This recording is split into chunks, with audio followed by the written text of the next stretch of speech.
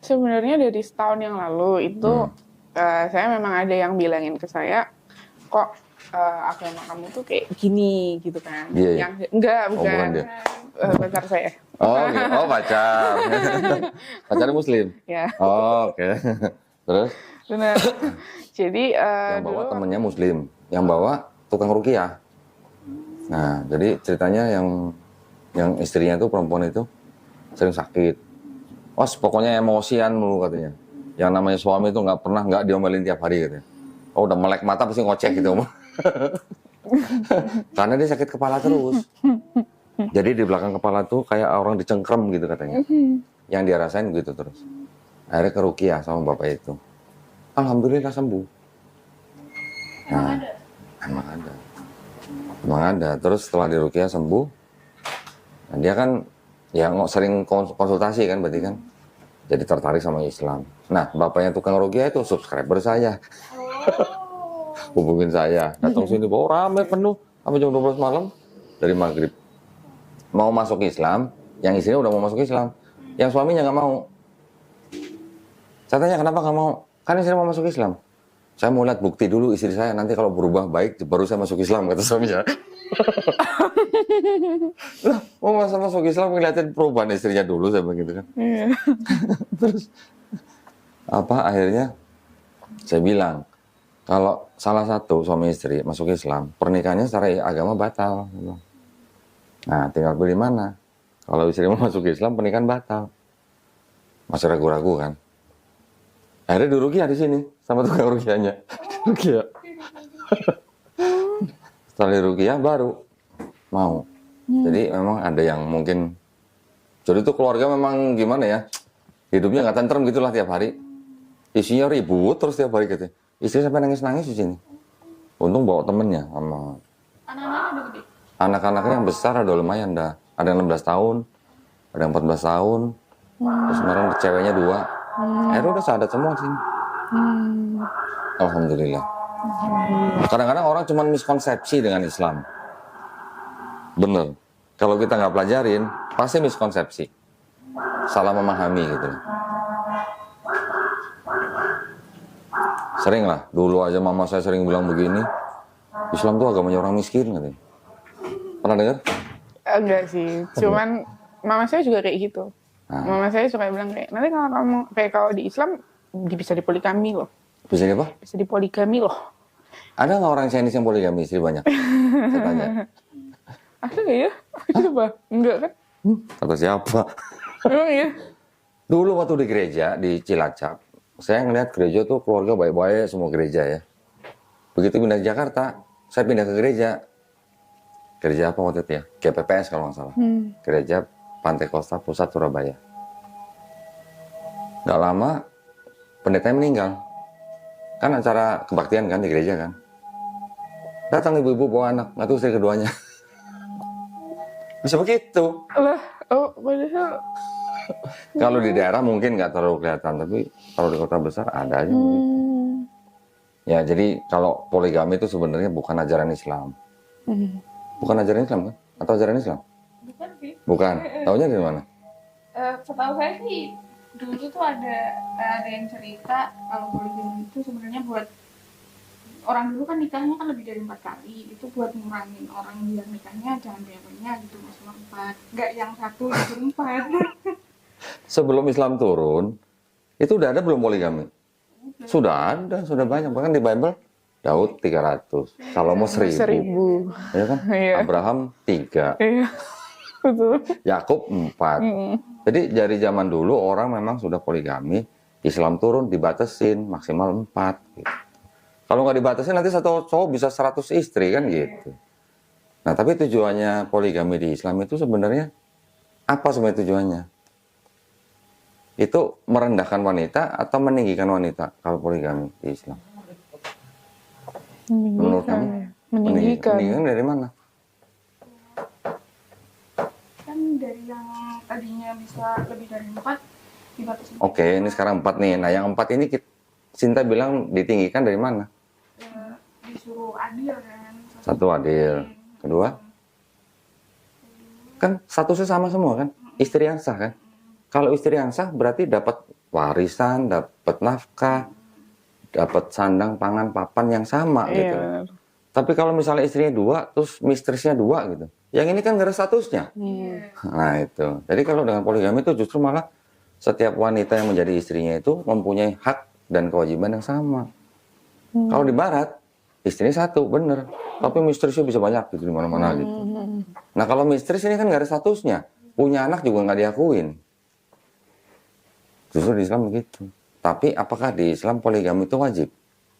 Enggak. Justru berat syaratnya. Iya. Justru syaratnya berat. Kalau nggak bisa adil, nikahilah 1 saja. Sekarang ibu nih, seorang ibu punya anak 4. Bisa nggak ibu itu adil ke semua anaknya? Coba. Secara hati. Pasti ada yang beda. Pasti. Berarti mamanya dia nggak sayang sama dia nih. Karena dia bisa ngomong begitu nih. Iya. Sama hidup juga. Udah. Betul nggak? Kue. Ini apa di sebelah sini?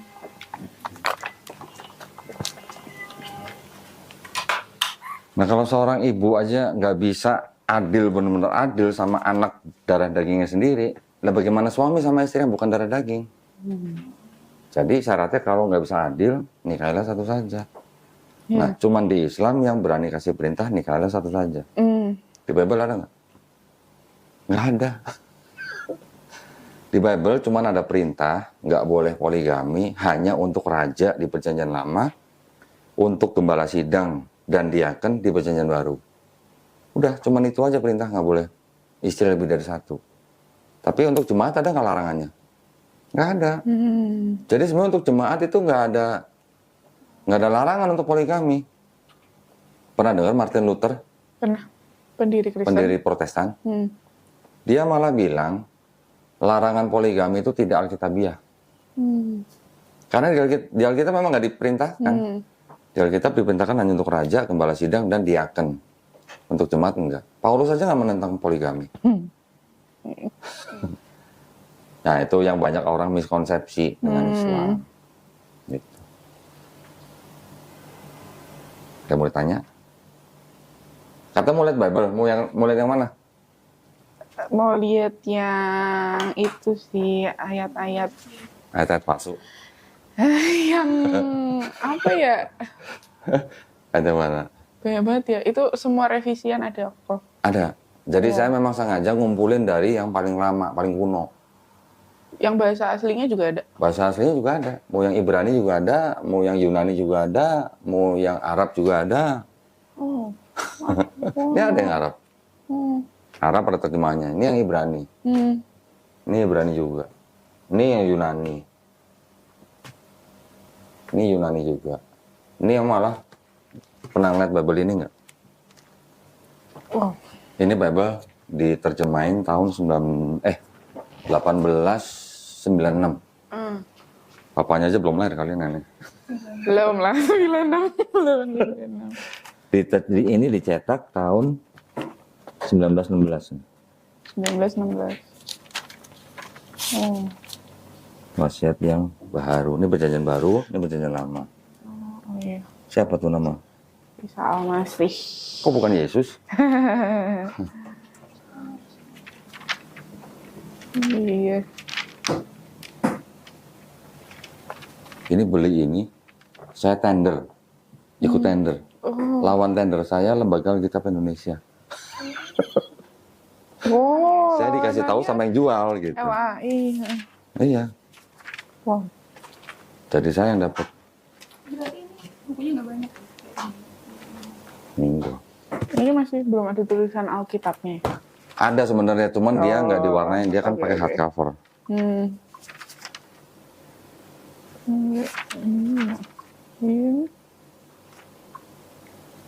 Kalau kayak Buku. gini boleh difoto kok. Boleh, Mau difoto ya? boleh. Nah itu masih ada yang jual tuh, satu lagi di Tokopedia. Kalau mau beli, Kerin boleh. Enggak. Murah kok. Nih, 65 juta. berapa nih? 65 juta. 65 juta. Mahal banget ya. Satu ini. Kalau Carrie dulu belajar Bible-nya gimana? Kebetulan aku yang Nggak ikut pendalaman? baca, ya. Nggak pendalaman ya? Kebetulan dan keluarga saya tuh pelayanan banget. Papa sekarang posisinya juga ketua lingkungan. Waduh. Adik ketua OMK. Waduh. Mama lektor. Waduh. Terus sama-sama ikut pelayanan KOR. Waduh. Cuman saya sendiri yang enggak. Terus kalau anaknya masuk Islam gimana tuh? Mungkin Sinta nggak pernah bayangin gimana orang yang dari kekristenan, apalagi yang aktif seperti keluarganya Karin, keluar dari Kristen masuk Islam, rasanya gimana? Mungkin Sinta nggak pernah bayangin.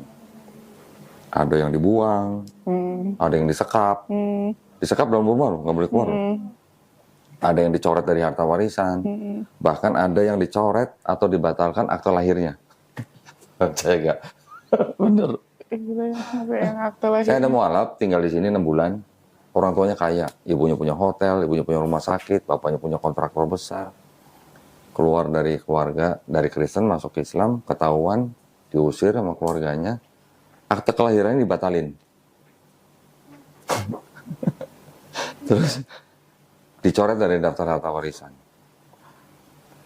Di sini 6 bulan kan, tapi namanya ibu ya, namanya ibu sama anak. Anaknya mau gimana kan pasti ibu gak bisa lepas lah ikatan batin ya. Kalau sama bapak mungkin masih bisa lah ya. Ibu gak bisa lepas ikatan batin. Jadi akhirnya ibunya sendiri yang menghubungi dia. Ya kan? Kamu gimana? Gini, ya walaupun masih judes gitu lah ya.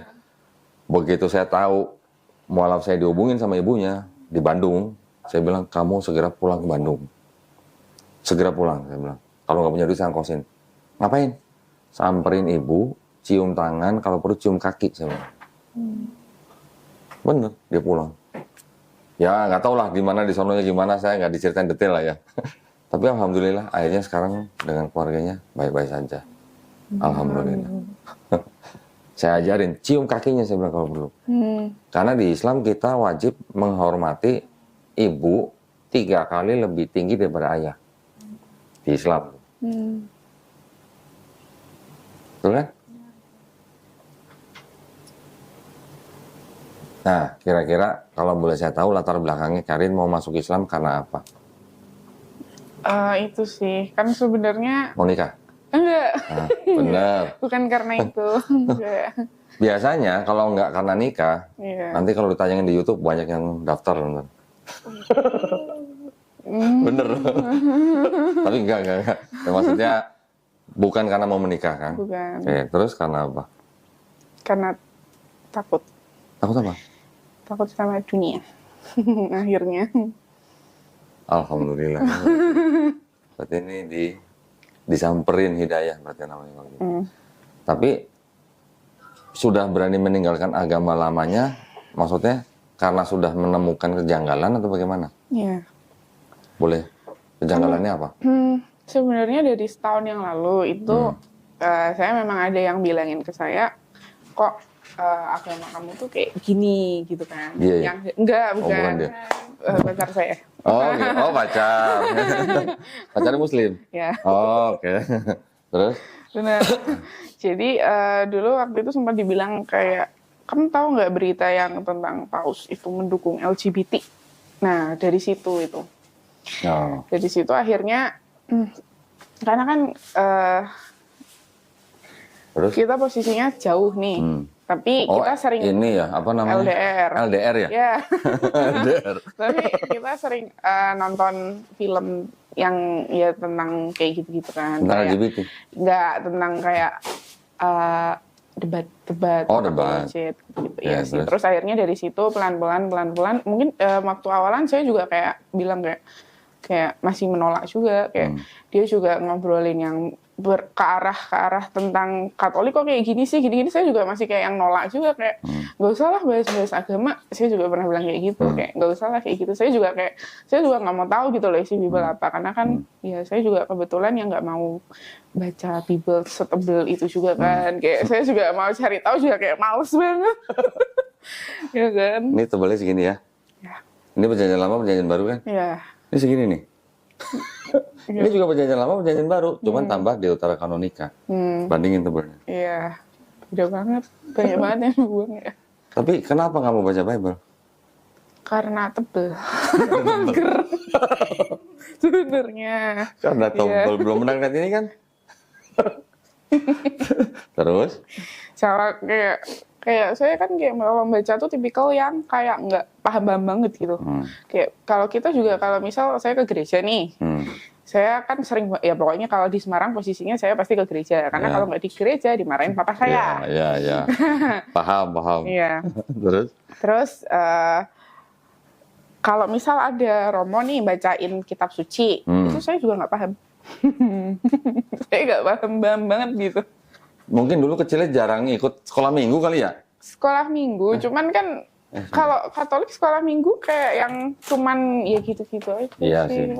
Beda sama sekolah minggu. Nggak pernah ikut Kayaknya ini, apa katekisasi atau apa gitu? Enggak, kebetulan itu sih saya tuh juga dari kecil kayak yang disuruh-suruh buat ikut ini, ikut itu, ikut ini, ikut itu. Cuman saya waktu itu akhirnya mengiyakan cuman yang lektor.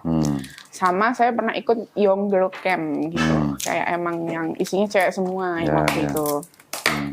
Terus waktu saya ikut itu juga ya karena itu udah disuruh papa mama saya berkali-kali karena kebetulan papa saya ikut teologi, mama saya juga yang ikut ada Braveman, ada CAP kursus evangelisasi pribadi itu. Waduh, iya. Yang emang yang pelayanan kayak gitu-gitu, ya. Jadi saya disuruh-suruh kayak gitu kan. Adik saya juga dan kebetulan sekarang adik saya juga udah jadi akhirnya karena udah disuruh-suruh macam-macam sekarang udah ketua OMK. Waduh. Ya. Nah, saya nggak bisa bayangin nanti papa mamanya gimana kalau tahu dia masuk Islam nih. Iya, makanya saya juga takut banget sebenarnya. Tapi boleh takut, tapi jangan kebanyakan takutnya karena belum tentu terjadi. Iya benar. Masih banyak yang begitu, awalnya takut, tapi giliran menghadapi ternyata nggak seperti yang dibayangkan. Ya, memang tetap ada kemungkinan, tapi tidak 100% terjadi gitulah. Soalnya kan kedua orang tua saya keras, dua-duanya keras banget. Tapi kan sekarang kan Karen sudah dewasa. Iya betul. Sudah dewasa, sudah mandiri. Mungkin nggak 100% mandiri lah ya. Tapi kan sudah bisa cari nafkah sendiri. Iya benar. Ya memang orang tua pasti. Marah pasti. Apalagi kalau pekerja gereja. Bukan apa-apa. Malu kan sama teman-teman gerejanya. Iya benar. Iya kayak misal saya juga kalau misal kan ada latihan kor di rumah saya juga itu kan yang ikut cuman adik saya, papa saya, mama saya selalu ditanya Karin kemana, gitu pasti ya. Pasti. Karena sistem kekeluargaan di gereja itu memang jauh lebih apa ya? Jauh lebih erat daripada di masjid. Di masjid, pengurus masjid belum tentu tahu jamaahnya siapa aja. Tanya. Belum tentu tahu, tapi kalau gereja, apalagi kalau yang sudah persekutuan, itu kan didata satu-satu. Nama siapa, rumah di mana, keluarga jumlah berapa, gaji berapa. Pasti ditanya begitu. Bahkan, jemaatnya nanti dikasih form kosong, tolong kasih ke tetangga-tetangganya. Gitu. Tetangganya bukan Kristen aja di data. Sampai ditanya gajinya berapa. Untuk apa? Prospek. Gitu. Saya pernah ceramah di satu masjid besar di Pasar Minggu. Imamnya mantan imam masjid di Houston, Amerika Serikat. Oh, keren dong, saya bilang. Udah gitu masjid yang di Pasar Minggu itu punya sertifikat ISO 9001. Keren nggak? Keren. Tapi kalau saya tanya, Ustaz, punya data jamaah nggak? Nggak ada. Nggak ada. Begitu saya ceritain kalau di gereja begini-begini, kaget ya. Itu ya. Nah, tapi maksud saya, oke, Karin sudah tidak terlalu familiar berarti dengan Bible ya? Iya. Setelah dengar-dengar kan saya juga akhirnya baru tahu itu setelah dengar-dengar kayak apologet yang debat. Nah, dari situ saya baru tahu. Tapi maksudnya doktrin Kristennya sendiri paham? Doktrin itu maksudnya ajarannya paham? Iya, tentang kayak yang Trinitas gitu-gitu ya. Iya, Trinitas, kasihilah musuhmu. Enggak banget juga sih. Saya. Memang ya gimana ya, itu kan ajaran yang memang diajarkan dengan cara doktrinisasi. Jadi bukan untuk orang mengajak berpikir, tapi imani saja. Iya benar. Biasanya romo, pendeta kalau ditanya, mereka kan jawabnya begitu. Bagaimana aja gitu. Beda sama di Islam. Kalau di Pakai Islam, logika. di Quran itu juga disebutkan bahwa kita kalau menerima informasi, satu, kita harus cek valid enggak. Kedua, kalau kita memilih, kita harus bandingkan. Bukan cuma asal terima gitu. Kalau kita bandingkan, berarti kan, nah, kalau mau beli apa aja kan pasti milih kan. Mau beli bando juga pasti milih kan. Iya. Apalagi ini jalan keselamatan gitu Pak. Hanya harus dipilih-pilih. Jadi di dalam Islam itu nggak boleh asal menerima, tapi harus menggunakan akal. Banyak sekali ayat-ayat di dalam Quran ratusan, di mana Allah Subhanahu Wa Taala berfirman, ini bahasa Jakartanya nih, lu nggak mikir gitu, lu nggak punya otak, gitu. Lu nggak bisa merenung gitu loh, kurang lebih begitu ya. Untuk umat manusia, bahwa Allah Subhanahu Wa Taala sebagai pencipta tuh sudah menciptakan ini dengan segala keajaibannya, yang ternyata sinkron dengan sains zaman sekarang. Manusia disuruh berpikir gitu. Dengan segala keajaiban di dalam Quran mengenai sains yang sudah dibuktikan zaman sekarang, kita harusnya bertadabur gitulah, memikirkan, merenungkan kekuasaan yang menciptakan kita. Nggak usah jauh-jauh. Kita buka pintu aja, kita lihat hujan, siapa yang bisa bikin hujan gitu. Ya kan? Iya. Di Quran sudah disebutin bahwa hujan itu berasal dari laut, dari air yang diangkat ke langit, jadi awan. Awan itu berat, dia membawa air, bertonton loh ya, kalau kita sekarang lihat di sains loh. Awan itu bukan ringan, walaupun dia mengambang di udara, tapi itu sebenarnya bertonton itu beratnya. Kok bisa gitu loh, sesuatu yang bertonton itu bisa ngambang di langit gitu. Quran sudah menyebutkan 1400 tahun yang lalu. Kita sebagai manusia zaman sekarang, yang hidup di zaman ilmu pengetahuan, kan harusnya kita, oh iya ya, ini berarti kan ciptaan Allah nih. Berarti Allah tuh ada, Allah tuh kuasa gitu. Bisa jatuh hujan, bisa ada pelangi, itu semuanya udah disebutin di Quran. Kalau di Bible, gimana? Langit punya tiang. Yang awan itu ya. Iya. Jadi begitu. Jadi, tidak semua informasi yang di Bible itu salah, tidak. Iya, betul. Masih ada sisa-sisa firman Tuhan dalam Bible. Tetapi Bible ini sudah ada campur tangan manusianya. Sudah banyak campur tangan manusia, sehingga sudah tidak murni lagi. Kalau kita baca dari Kejadian, ya, sampai Yesus, Kejadian berarti kan, kalau Perjanjian Lama kan Kejadian sampai Maliaki. Yesus kan 4 gospel, Matius, Markus, Lukas, Yohanes. Dari Adam sampai Yesus, kalau kita mau ambil kesimpulan aja, kesimpulan yang gampang aja. Pesannya apa sih? Mereka itu, orang-orang yang diceritakan dalam Bible, pesannya tuh hampir sama dengan pesan di dalam Islam sebenarnya. Pesannya Tuhan itu hanya satu gitu. Tuhan bukan manusia. Tuhan bukan anak manusia. Masakan ia berfirman terus dia mengingkari gitu. Nanti ada lagi pesan, Tuhan itu tidak bisa berubah. Tidak bisa jadi makhluk gitu maksudnya. Tidak bisa jadi manusia gitu. Di Perjanjian Lama tuh ada jelas. Kalau bersalah, berdosa, harus apa? Bertobat. Nggak ada cerita harus ada yang mati di atas kayu salib untuk nebus dosa gitu, nggak ada. Yesus sendiri nggak pernah ngajarin dosa waris. Karena nggak pernah baca mungkin ya, jadi saya review gitu ya. Iya. Review secara global aja. Iya. Coba kalau kita buka nih.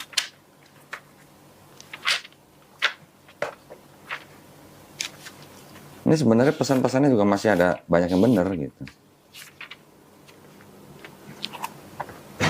Ini kitab suci Katolik loh. Iya. Nih ya, ini Katolik nih bukan. Iya. Tapi sama aja ya, bedanya cuman ini 73 kitab, kalau yang Protestan 66 kitab. Oh. Nah, 23 ayat 19. Sorry.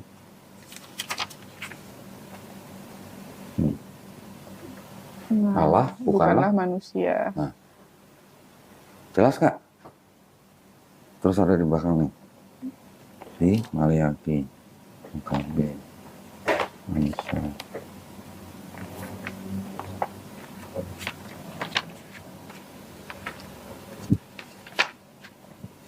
Maleaki di mana inget nggak?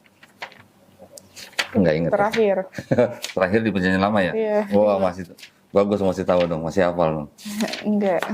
Kebetulan. Ini karena nggak ada itunya sih, jadi mesti cari-cari sebenarnya. Betul banget ya. Karena ini ada catatannya. Nih Maleaki kan. Oh, iya. Maleaki 3 ayat 6 kalau nggak salah. Apa nih? Tuhan, Aku Tuhan bahwasanya aku Tuhan tidak tidak berubah. Dan kamu dan aku tidak akan jelas kan? Tuhan bukan manusia, Tuhan bukan anak manusia, Tuhan tidak berubah. Kok tiba-tiba di Perjanjian Baru kok ada manusia yang dianggap sebagai Tuhan gitu? Kan itu udah kontradiksi, Perjanjian Lama, Perjanjian Baru. Iya. Padahal Yesus di Perjanjian Baru pesannya apa? Ke bangsa Israel. Matius 4 ayat berapa nih? 10, mana 10? Matius 4 Sebelumnya. 10 mana? Ini 15. Iya, sebelumnya. 8, 9, 10. Nyala iblis. Sebab ada tertulis Waktu engkau Yesus harus di- menyembah Tuhan Allahmu. Waktu dicobain sama iblis, Yesus bilangnya apa? Iya, nyala iblis. Sebab Harus ada menyembah tertulis engkau harus menyembah Tuhan Allahmu. Tuhan Allahmu. Terus di sini dibilang apa lagi nih? Di Markus.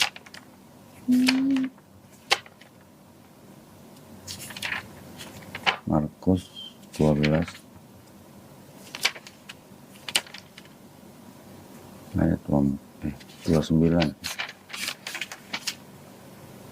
29 mana? Ini kok 37? Oh ini nih 29 di sini. Iya. Apa nih? Hukum pertama ialah dengarlah hai orang Israel, Tuhan Allah kita, Tuhan itu Esa. Nah,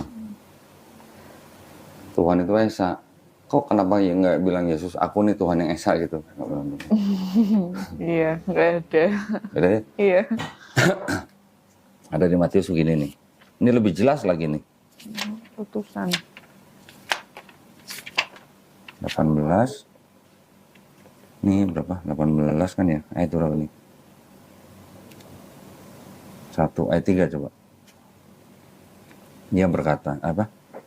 Aku berkata kepadamu sesungguhnya jika kamu tidak bertobat dan menjadi seperti anak-anak kecil ini, kamu tidak akan masuk ke dalam kerajaan surga. Tuh. Jadi untuk masuk kerajaan surga perlu apa? Cuman perlu apa? Bertobat kan? Dan menjadi seperti anak kecil ini. Menjadi seperti anak kecil maksudnya gimana sih? Polos gitu ya? Betul nggak? Bertobat bilangnya. Terus kan tiba-tiba di surat-surat Paulus, you nggak akan selamat kalau nggak percaya Yesus sebagai Tuhan dan Juru Selamat yang udah mati di atas kayu salib. Iya.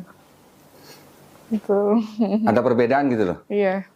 Paulus bilang kalau nggak ada dosa yang sudah dilakukan oleh Adam dan Hawa, makanya apa? Kalau tidak ada dosa itu, makanya kita tidak berdosa. Jadi maksudnya ada dosa yang menjalar dari Adam Hawa ke kita gitu. Ke setiap bayi yang lahir tuh udah bawa dosa waris. Iya. Jadi kalau bayi yang lahir sehari 2 hari meninggal, kira-kira masuk surga masuk neraka? Neraka. Kalau menurut Paulus. Menurut Paulus. Tapi kalau menurut logika kita, apa iya Tuhan Betul. adil nggak sih? Baru lahir kok masuk neraka gitu loh, karena bawa dosa. Tahu dosa juga enggak gitu bayinya. Gitu loh maksudnya. Jadi di dalam satu kitab ini memang ada doktrin yang berbeda.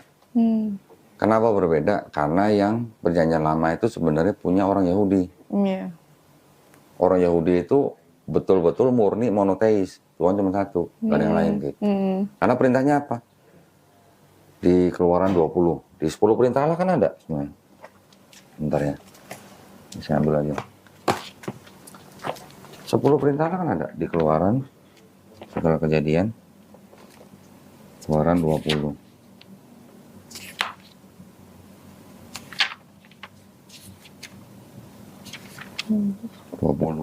Ayat 17 kalau nggak salah. Coba. Jangan apa? Jangan mengingini rumah Sebentar dari sini. Yang Iya, yang ini ya. hormatilah sebelumnya sebab yang hukum pertama. Sorry. Yang kayak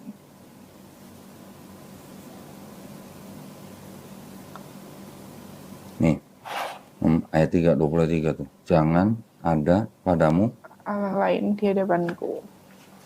Sinta mungkin bingung, kok jangan ada Allah lain gitu. Mungkin bingung kalau orang Islam. Kenapa?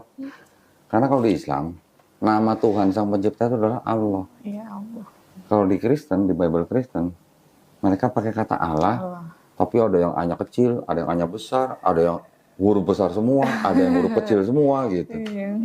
Beda-beda. Jadi kalau yang Allah cuman apa namanya? Huruf A-nya aja yang besar, itu sama dengan Rob. Kalau di Islam. Kalau Allah yang A-nya kecil, semuanya kecil, itu di Islam sama dengan ilah. Sesembahan. Kalau kita kan jelas. Kalau ditanya nama Tuhan Sinta siapa? Allah. Tuh. Nggak akan pusing gitu kalau orang Islam. Tapi kalau di sini ada yang tulisan Tuhan. Tuhan dengan huruf T besar. Ada yang huruf besar semua. Ada yang T kecil. Betul kan? Nanti jadi mereka punya istilah Tuhan Allah gitu. Kalau orang Kristen nih, sekarang kita tes aja nih. Kita tes nih. Bedanya Tuhan sama Allah itu apa? Iya, Kalau di Bible? Kalau di Bible pasti sama. Disamakan. Kalau disamakan, kenapa di 1 Korintus 8 ayat 6 dikatakan bahwa hanya ada satu Allah saja yang Esa, yaitu Bapa. Dan hanya ada satu Tuhan saja yang Esa, yaitu Yesus. Kenapa dibedain Yesus sama Bapa? Yang Bapa Allah, Yesus Tuhan gitu. Iya. Pasti bingung.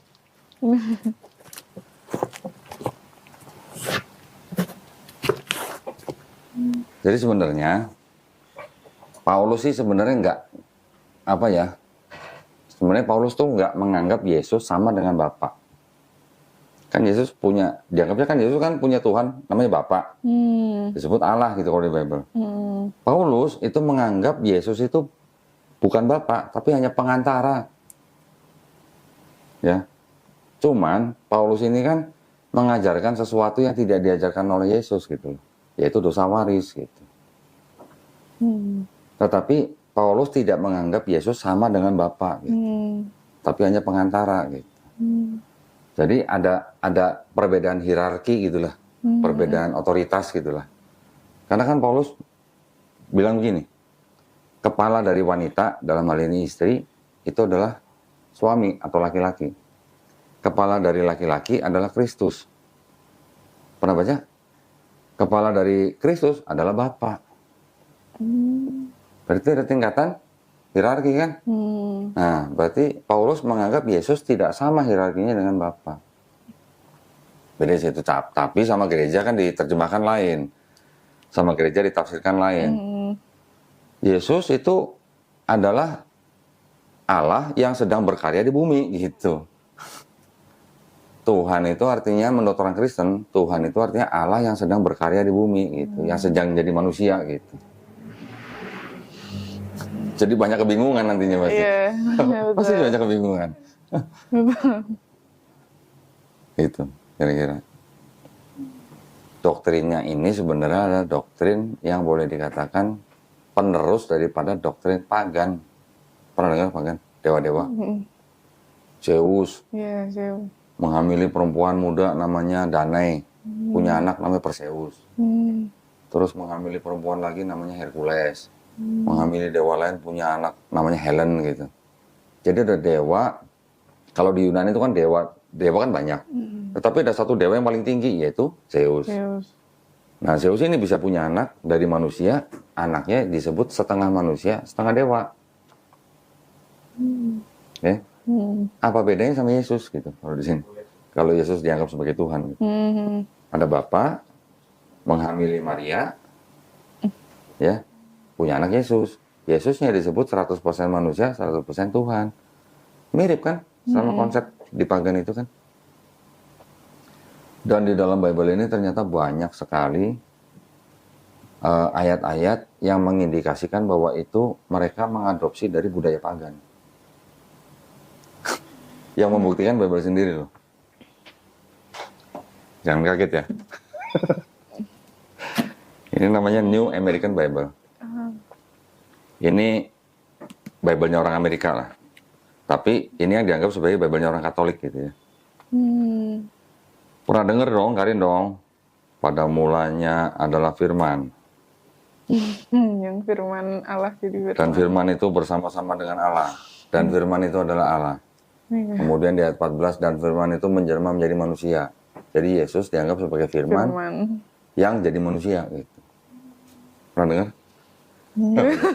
Nggak tahu sama sekali. Ini kan, in the beginning was the word, ya, dan seterusnya. Di sini ada keterangan nih. Ini kalau mau dibaca, ini ada kata-kata apa? Ini Hellenistic filosofi. Kalau mau dibaca silakan. Hellenistik itu adalah budaya atau filosofi pagan dari Yunani kuno.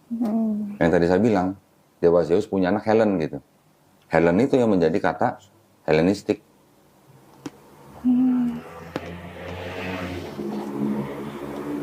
Aku tahu. Boleh, harus difoto lah. Tunjukin ke papanya. Iya. Kebetulan ini kitabnya orang Katolik.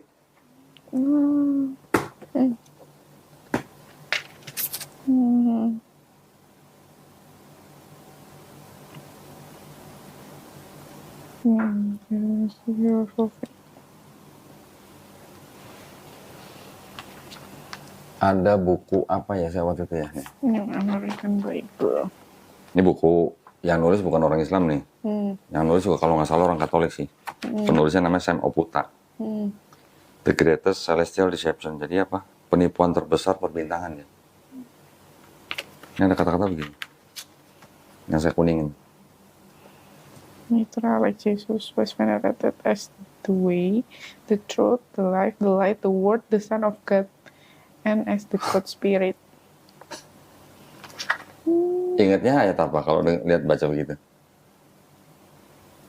Yohanes 14 ayat 6 dong. Akulah jalan dan hidup. Akulah jalan dan kebenaran dan hidup. Tidak ada seorang pun sampai kepada Bapa kalau tidak melalui aku. Apa bedanya sama Dewa Mitra? Sama juga disebut the way, the truth, and the life. Mitra like Jesus. Jadi memang konsepnya itu memang konsep yang diadopsi dari kepercayaan-kepercayaan sebelumnya. Kira-kira 6 abad sebelum Yesus dianggap sebagai Tuhan di abad keempat, 325 Masehi. Kira-kira 600 tahun sebelumnya, ada namanya Raja Ptolemy di Mesir, yang mengangkat dewa Serapis menjadi Tuhan. Tahun 305 Masehi, sebelum Masehi.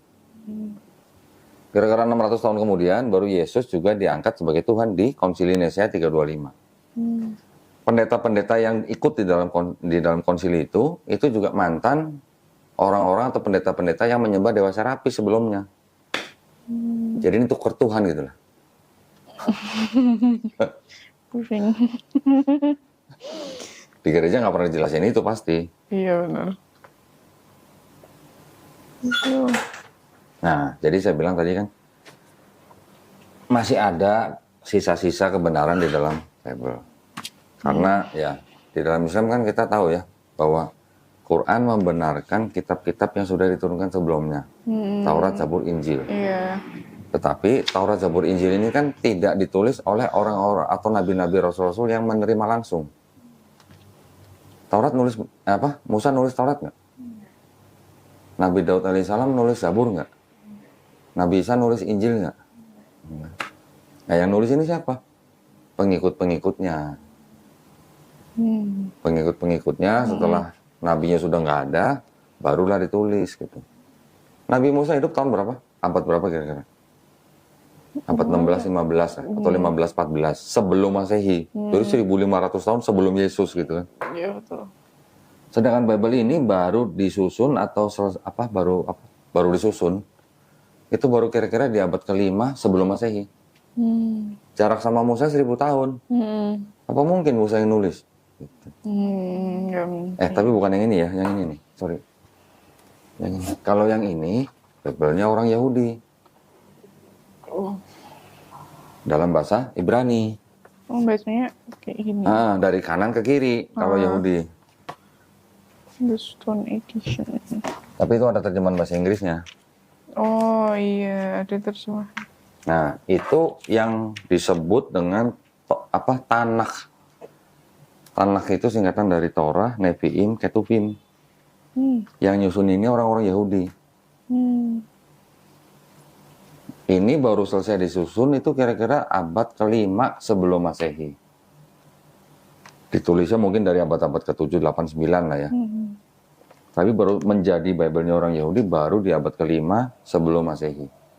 Sudah ada Yesus belum? Belum. Sudah ada Kristen belum? Belum.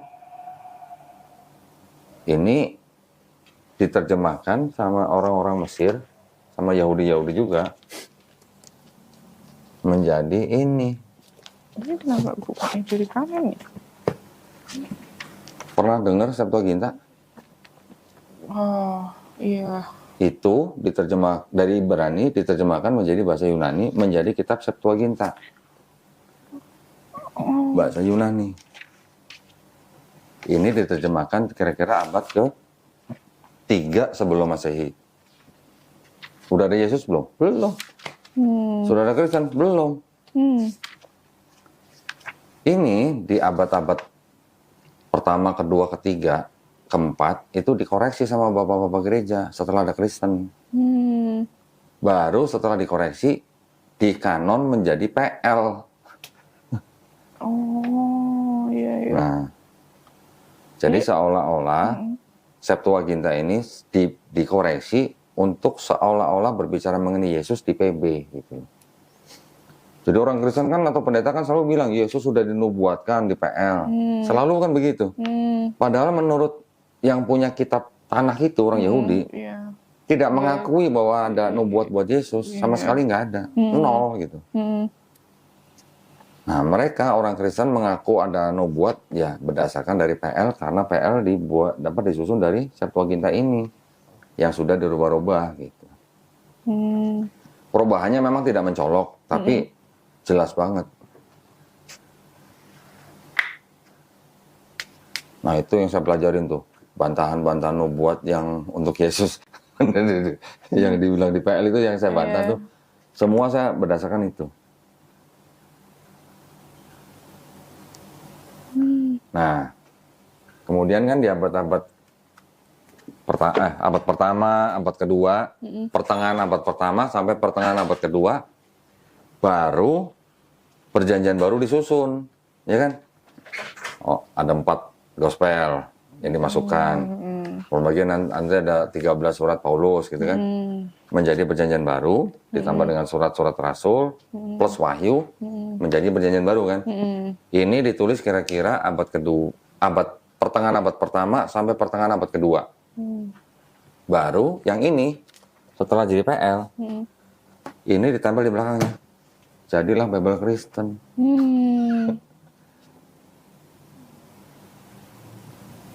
Gitu. Di abad keempat baru jadi Bible Kristen. Gospelnya yang dipilih sama bapak-bapak gereja cuma 4. 4 kenapa? Karena yang 3 ceritanya mirip. Yang 1 beda sendiri, tapi walaupun begitu sama-sama menceritakan bahwa Yesus salib gitu. Nah, ini setelah abad keempat nih, kan baru ada kodeks-kodeks nih yang ditulis yang pertama-tama nih. Beratus-ratus tahun kemudian, dari abad keempat sampai abad ke-15 atau 16, baru ada Bible yang ini sudah ada penyusunan Bible lah atau penerjemahan Bible ya ke bahasa-bahasa, ada yang bahasa Inggris, ada yang bahasa Latin, ada yang bahasa Jerman gitu. Kira-kira di abad ke-16 baru disusun ulang Bible Kristen yang berbahasa Yunani. Namanya Textus Receptus. Tetapi di dalamnya sudah ada tambahan lagi. Yang di abad keempat tidak ada, di abad ke-16 atau ada. Mau tahu nggak? Apa? Contohnya? Iya. Nih, ada di sini.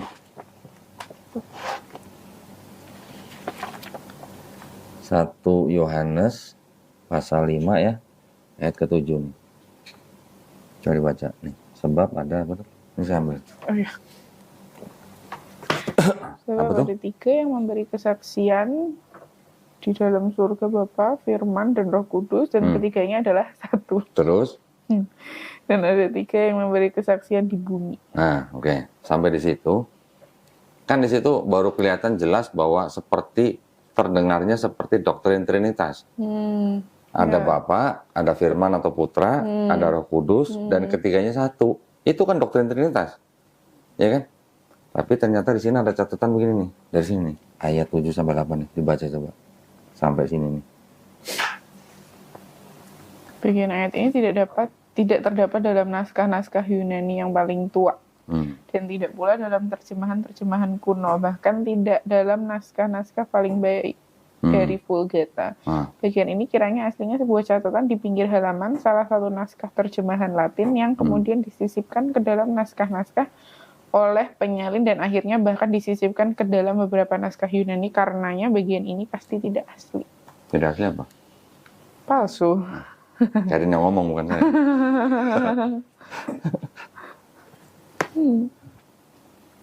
Gimana Sin?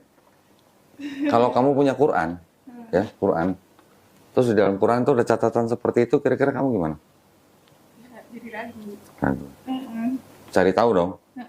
Gimana ceritanya kok bisa ada ayat yang tadinya catatan di pinggir halaman disisipkan menjadi ayat.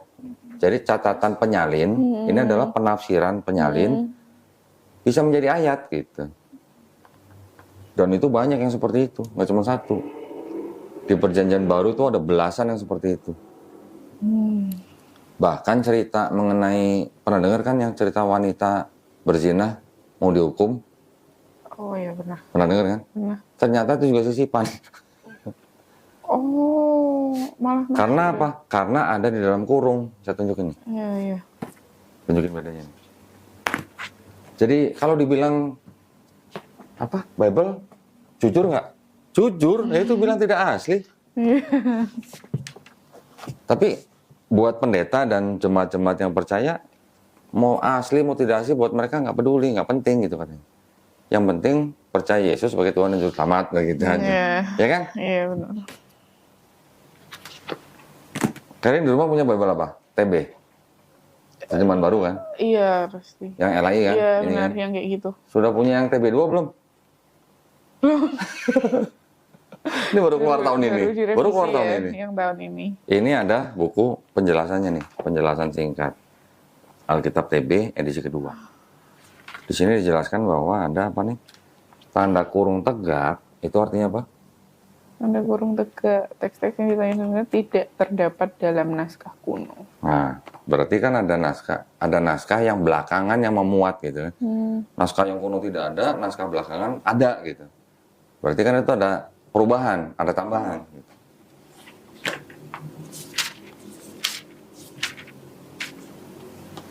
Berarti ini Yohanes 7 ayat 53 nih ya. Berarti 753 tuh, yang 53 tuh masuk di angka 8. Sebenarnya 753 nih. Ya, ini kan cerita mengenai yang wanita yang berzina nih, yang mau dibunuh nih. Ya, pegang.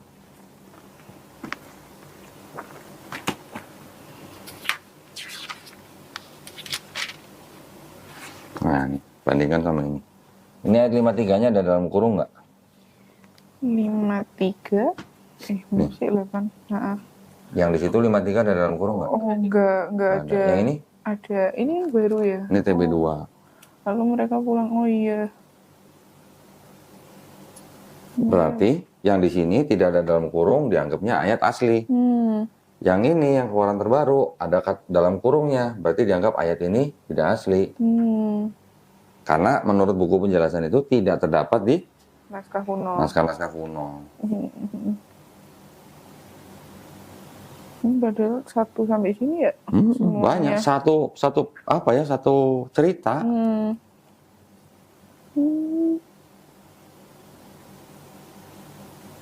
Ada lagi yang begini. Bentar. Saya ambil dari yang TB dulu nih. Iya.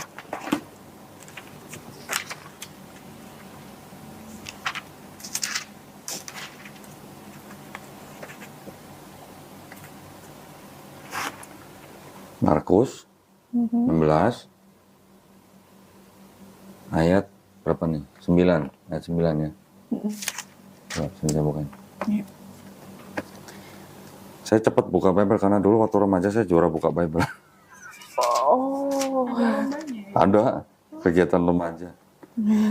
Markus 16, ya kan? Ayat 9. Ada tanda kurungnya nggak? Enggak. Coba yang ini. Yang ini ada. Wah, panjang banget lagi. Panjang, ayat 9 sampai 20. Di naskah yang paling tua, yaitu ada naskah Codex Sinaiticus namanya. Ayat-ayat itu nggak ada.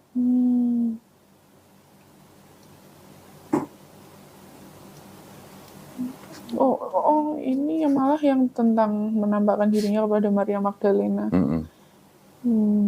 Ini yang ada kata-kata bahwa kalau Kristen yang beriman, dia kalau minum racun, digigit ular, tidak akan kenapa-napa. Ternyata itu adalah ayat tambahan.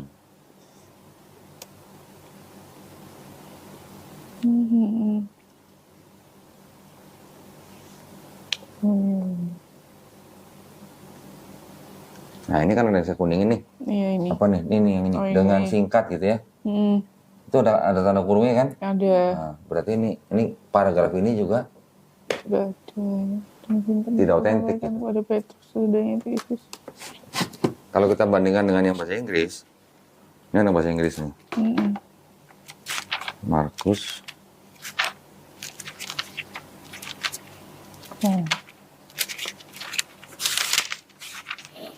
Nah, ini ada Markus 16 nih. Markus 16 dari ayat sampai 8 nih. Nah, satu paragraf aja kan pendek nih. Ini kan kalau kita baca nih, apa nih? So, stay, sampai sini ada kata-kata were afraid kan? Iya, Were afraid ini kan berarti kan dengan takut. Karena takut. Betul kan? Setelah were afraid langsung 9 kan? Oh iya. Nah, ini ada paragraf yang panjang begini dengan singkat dan seterusnya. Di sini nggak ada. Wih, Sinta belajar Bible loh. Iya juga.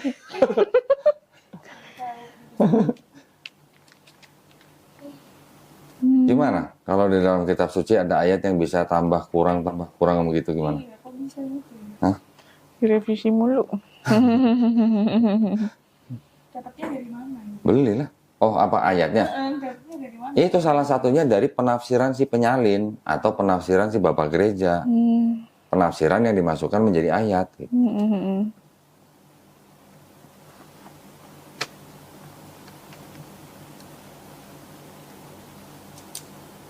Kalau ada kitab, ada ayatnya yang tidak asli atau palsu tadi kata Karin, boleh nggak atau pantas nggak disebut sebagai kitab suci? Gitu. Enggak. Gitu. Makanya saya tanya sama Sinta, kalau di Quran ada keterangan begitu tuh gimana itu? Pasti kan heboh, ya kan?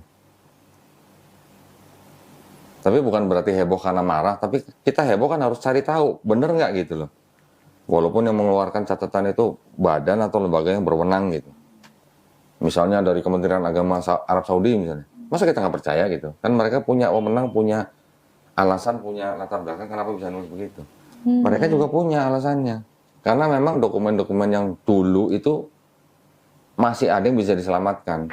Kita tinggal buka di sini nih, udah kelihatan nih. Codex Sinaiticus. Codex Sinaiticus ini ditulis kira-kira di abad keempat, kira-kira tahun 360-an Masehi. Kita tinggal buka. Oh. Tinggal pilih tuh. Tadi apa? Markus ya? Ya. Markus. Ini saya besarin. Nah, Markus nih ya. Chapter 16.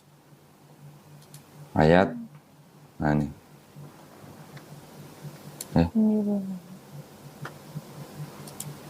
Tuh, cuman ada ayat 8. Sedangkan di situ sampai 20. 20. Iya. Nah, ini di sini kita bisa lihat tuh dokumen aslinya.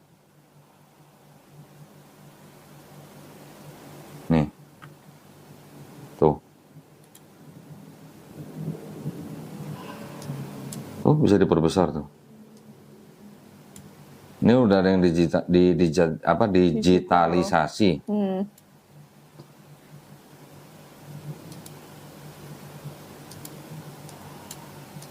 Nih. Cuman sampai ayat 8. Tuh, sampai selesai di sini. Ayat 9-nya nggak ada. Tuh, ini kosong nih kan, satu kolom ini kosong.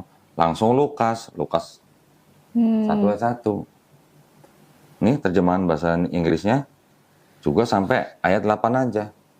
Ayat 8. 9:20-nya nggak ada. Jadi mungkin itu ayatnya mungkin beranak kali ya. Tambah banyak gitu.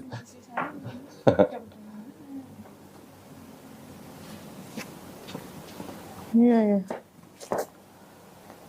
Ya itu kondisinya begitu.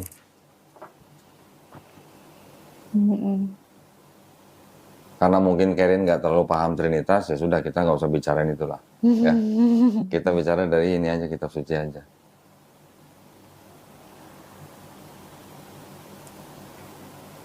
Ada yang mau bertanya? Silakan.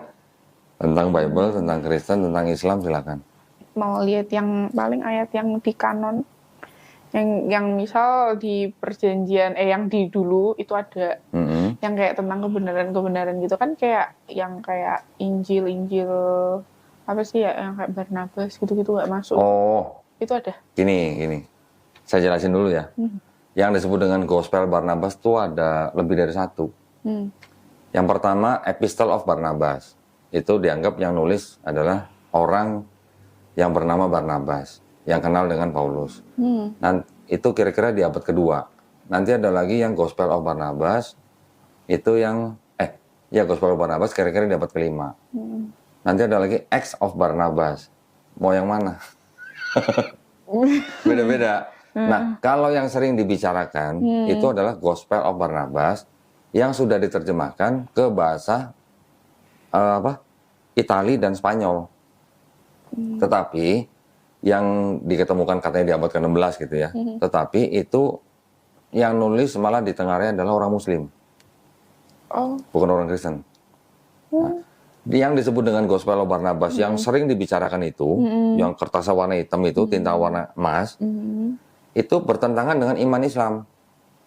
Kenapa? Karena di Gospel itu dikatakan Isa atau Yesus itu bukan Al-Masih. Padahal Islam itu meyakini bahwa Isa adalah Al-Masih. Kalau ada yang salah koreksi ya. Justru malah yang disebut Al-Masih malah Nabi Muhammad. Jadi tidak sesuai dengan iman Islam. Makanya saya nggak pernah bahas itu Gospel Barnabas karena itu mungkin ada tulisan-tulisan yang memang mempunyai tendensi tertentu gitu loh. Saya ada terjemahannya Gospel Barnabas, tapi saya nggak pernah baca. Bukan nggak pernah baca, nggak pernah bahas karena tidak sesuai dengan iman Islam. Selain Gospel itu, ada yang mau tanya? Karena gini, yang disebut Gospel, yang Matius, Markus, Lukas, Yohanes itu kan hanya 4 yang masuk dalam Bible. Betul. Apakah pada saat kanonisasi itu Gospel itu cuma 4? Enggak. Tidak, puluhan. Banyak gospel-gospel yang lain. Nah, saya punya gospel ini. Sebentar. Ini. Ada gospel yang disebut dengan gospel-gospel yang terkumpul di dalam satu kumpulan set yang diketemukan di desa Nag-Hammadi, Mesir. Yang isinya tidak sama dengan yang gospel yang sudah masuk Bible. Oke, salah duanya, ini ada duanya. Satu, di gospel ini, kalau nggak salah di Gospel of Philip namanya, Filipus, Yesus sering mencium Maria Magdalena di bibirnya. Ada, ya. Nanti kalau mau baca bisa. Artinya, kalau tradisi Yahudi boleh nggak mencium di bibir lawan jenis yang bukan istrinya? Kalau bukan istrinya, nggak boleh. Sama seperti dalam Islam kan? Bukan mahram namanya. Jadi nggak boleh bersentuhan kulit aja nggak boleh, apalagi cium di bibirnya. Berarti itu tandanya apa? Istrinya. Berarti Maria Magdalena terindikasi sebagai istrinya Yesus gitu. Yang kedua ada lagi di Gospel yang namanya the second treatise of the great set namanya. Itu nama Gospelnya. Susah ngomongnya. Di Gospel itu disebutin bahwa peristiwa penyalipan itu Yesus nonton dari jauh. Nonton sambil ketawa. Yang disalib bukan Yesus, tapi siapa? Simon orang Kirene. Saya bukain. Udah saya tandain. Masih banyak sebenarnya hal-hal yang menarik di gospel ini. Nah, ini yang Maria Magdalena nih. Baca sendiri. Saya ke toilet dulu. Wisdom, who is called barren, is the mother of the angels. The combination of the Savior is Mary of Magdala. The Savior loved her more than all the disciples, and he kissed her often on her mouth. Ya ini.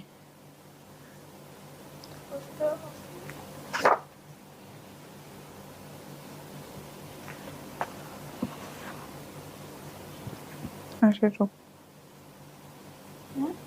Punya. Ini nih. Yang Yesus nikah.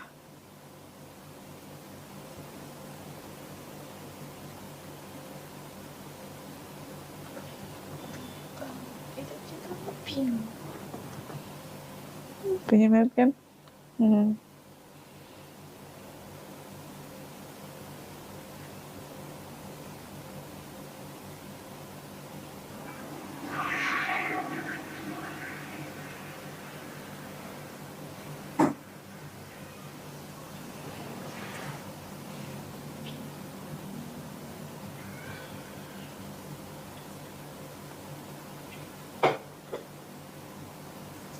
Filipus. Iya benar yang di Filipus. Ada tapi kayaknya nggak tahu ya apa aja yang dihilangin ya. Aku tuh nggak apa. Filipus kayaknya ya. Enggak, biasanya. Benar kan? Benar. Dicium deh. Bibir. Iya kan? Ini Filipus ya. Iya, Gospel of Filipus. Iya. Nah, kalau yang Yesus yang menonton penyaliban di sini. Jadi gimana? Di Quran nggak bisa dibunuh dan disalib nggak? Enggak. Ini ada gospel yang menyatakan begitu.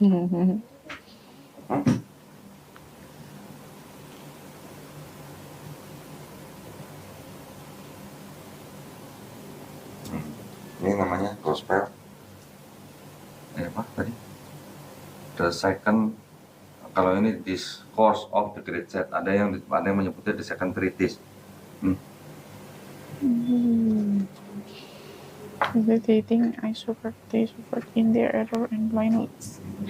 They nailed their men to their door did not perceive me. And they were deaf and blind. By doing these things, they pronounced judgment against themselves. As for me, they saw me and punished me. But someone else, they were the strong, the pale, and the villager. It was not I. They were striking me with the scourge, but someone else, Simon, bore the cross on his shoulder. Someone else bore the crown of thorns, and I was on high, walking forth the X of the cross and the fruit of their error. I was looking at their ignorance. Ada juga ya. Yang disalib siapa? Simon orang Kirene kan? Di gospelnya Matius, Markus, Lukas itu disebutin bahwa yang membantu memanggul salib Yesus sampai ke Bukit Golgota itu adalah Simon orang Kirene. Tapi di gospel Yohanes nggak ada disebut-sebut Simon orang Kirene yang manggul salib. Kenapa? Karena gospel Yohanes itu dipercaya ditulis untuk melawan kelompok yang bilang begini. Kelompok yang percaya dengan ini itu juga Kristen, namanya Kristen Basilidean. Tumbuh subur di akhir abad pertama sampai abad kedua, tapi malah tumbuh suburnya di Mesir. Mereka percaya bahwa penyaliban Yesus itu hanya ilusi. Yang disalib bukan Yesus, yang disalib adalah Simon orang Kirene. Maka dokumen-dokumen ini ditemukannya di Mesir. Nag Hammadi itu di Mesir gitu. Mesir Utara atau Mesir Tengah gitu, lupa sih. Kan jadi lucu, yang di Matius, Markus, Lukas disebutin bahwa yang membantu memanggul salib adalah Simon orang Kirene. Tapi di Yohanes nggak disebut-sebut Simon orang Kirene. Kan lucu gitu kan. Ternyata penyebabnya adalah ini.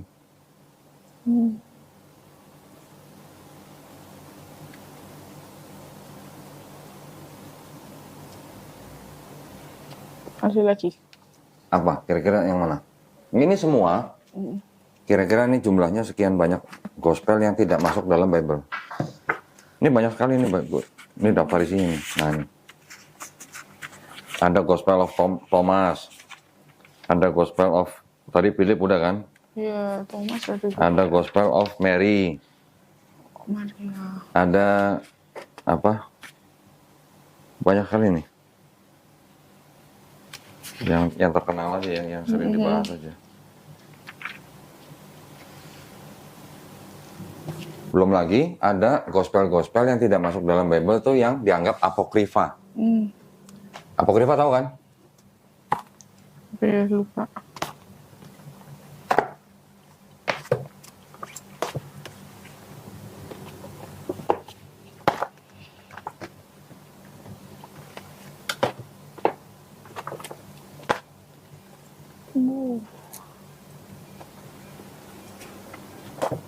Ini ada gospel namanya The Protevangelium of James Jacobus. Ada gospel Invensi Gospel of Thomas. Kalau di gospel ini ya, Invensi of Thomas diceritakan Yesus pada waktu masih kecil menciptakan burung dari tanah liat. Ingat? Di Quran ada? Ini gospel yang tidak masuk Bible. Dianggapnya kenapa? Karena tidak jelas siapa yang menulis gitu. Padahal di dalam gospel atau di dalam Bible 4 gospel itu juga tidak diketahui siapa yang nulis karena ya kan? Karena semuanya anonim gitu. Surat-surat itu anonim. Beda sama surat-suratnya Paulus. Kalau surat Paulus kan bilangnya aku Paulus Rasul Yesus gitu kan. Walaupun dari 13 surat Paulus itu ternyata yang diakui benar-benar ditulis oleh Paulus adalah cuma 7. Yang 6 bukan ditulis oleh Paulus. Tapi kalau yang 4 gospel, nggak ada kan, aku bernama Matius gitu kan, aku bernama Markus, nggak ada. Nama-nama Matius, Markus, Lukas, Yohanes itu diatributkan oleh bapak-bapak gereja di abad kedua. Yang pertama mengatributkan itu adalah bapak gereja namanya Santo Papias, tahun 135 Masehi. Yang kedua, Santo Irenaeus, tahun 185 Masehi. Tradisi, itu kan tradisi kan. Jadi bapak-bapak gereja itu menganggap bahwa yang menulis ini adalah oh ini yang menulis Matius, si pemungut cukai itu gitu. Padahal cerita mengenai Matius pemungut cukai itu di dalam Gospel Matius itu diceritakan dalam menggunakan kata ganti ketiga gitu. Matiusnya diceritakan dengan kata dia gitu. Begitu juga yang Yohanes juga begitu. Jadi tidak mungkin 4 Gospel itu ditulis oleh saksi mata langsung. Menurut siapa? Menurut ahli-ahli perjanjian baru. Ditulis oleh orang-orang yang bukan saksi mata langsung, ditulis oleh orang-orang yang tidak mengenal saksi mata langsung. Jadi ibaratnya ditulis oleh orang-orang yang tidak pernah ketemu Yesus, tidak pernah jalan-jalan bareng Yesus, tidak pernah ngopi bareng lah sama Yesus gitulah. Kira-kira gitu. Karena di Matius kan ada cerita silsilah Yesus ini, terus Yesus lahir begini. Apakah si penulis itu menyaksikan Yesus lahir gitu kan? Enggak gitu. Kalau di Islam ada yang namanya hadis. Ya, hadis itu ada ilmunya. Ada filternya gitu. Jadi hadis itu bisa dikatakan sahih atau otentik kalau jelas hadis ini diriwayatkan oleh orang-orang yang alim. Betul? Orangnya harus yang meriwayatkan harus alim dan harus nyampe ke Rasulullah perkataannya gitu. Si periwayat semuanya harus orang alim dan ini harus sampai ke Rasulullah. Kalau tidak sampai ke Rasulullah udah turun statusnya bukan sahih gitu. Sahih itu otentik, hasan itu baik. Ya kan? Jadi kalau ada periwayat yang diketahui dia pernah bohong sekali aja, turun itu derajatnya. Nah, kalau gospel kalau kita samakan dengan hadis, periwayatnya aja udah nggak tahu siapa gitu loh. Jadi riwayat apa statusnya tuh mungkin bisa disamakan di kalau di Islam tuh mungkin sebagai hadis yang maudhu doif atau mungkar gitu, tertolak.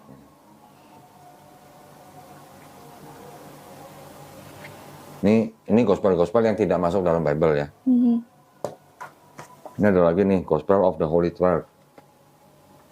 Ini juga kurang lebih sama dengan yang tadi yang Nag Hammadi itu. Oh, wow.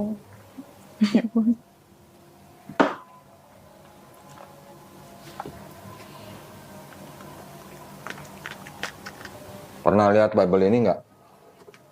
Saya punya Bible bagus ya. Bentar ya. Iya.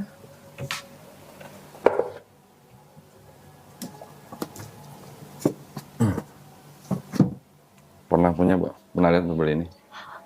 LGBT. Warnanya gitu. Hah? Warnanya pelangi gitu. Kenapa? Kalau pagi kenapa? Iya gitu. Jadinya. Apa? Kalau pelangi kenapa? Ya kan yang ngelambangin LGBT. Pernah dengar Bible King James Version? Bahasa Inggris? Pernah? Enggak. Belum ya? Ini kenapa warna pelangi? Karena ini memang... Oke, Bible. Oke. Oh iya, ada ya. Nah ini. Wow. Ini apa? Gay Bible. Isinya sama nggak dengan King James Bible? Kurang lebih sama. Cuman ada perubahan beberapa kata yang diganti oleh si penyusun Bible ini. Untuk apa? Untuk menghindari mispersepsi mengenai LGBT. Oh, astaga ya. Jadi yang namanya King James Bible ini kan, ini Bible yang dikeluarkan oleh organisasi namanya Gideon, tapi isinya King James Bible gitu, ya. Isinya diambil dari King James Bible. King James Bible itu adalah Bible yang dalam bahasa Inggris yang dikeluarkan di tahun 1611. Nah ini ada King James ya kan? King James, namanya kan Raja James. Raja James pada waktu itu memerintahkan penyalin-penyalin untuk menerjemahkan Bible ke dalam bahasa Inggris. Tapi King James itu sendiri ternyata dia bisex. Ya. Sama teman-teman gaynya, dia dipanggilnya bukan King James tapi Queen James gitu. Makanya ini disebutnya apa? The Queen James Bible. Isinya ini sama kurang lebih, cuma ada beberapa kata yang dirubah gitu. Jadi Bible ya. Emang dari dulu dukung ini Bu. LGBT.